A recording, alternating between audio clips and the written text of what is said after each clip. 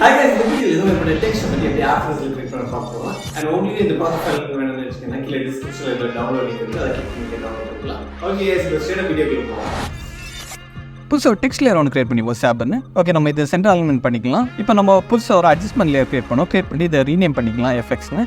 And then இந்த லேயருக்கு ஒரு எஃபெக்ட்ஸ் ஒன்று ஆட் பண்ணோம் சாப்னு.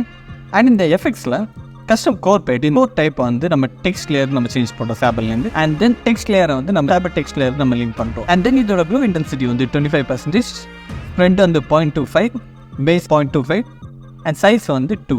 அண்ட் ஃபைனலி இதோட பிளெண்ட் மோட் வந்து நம்ம ஆட் நம்ம சேஞ்ச் பண்ணிப்போம். அண்ட் தென் நம்ம இதோட டெக்ஸ்ட்ல தேவையில்ல இது நம்ம ஹைட் பண்ணிக்கலாம். அண்ட் தென் இந்த ஸ்டோக் அனிமேஷனுக்கு லைக் 1 செகண்ட்ஸ் போயிட்டு இதோட எண்ட் ஆஃப் செட்டை நம்ம கீப் பண்ணிக்கிறோம். அண்ட் நம்ம ஃபர்ஸ்ட் ஃப்ரேம் வந்துட்டு இதோட வேல்யூ வந்து நம்ம 0 கொடுக்குறோம்.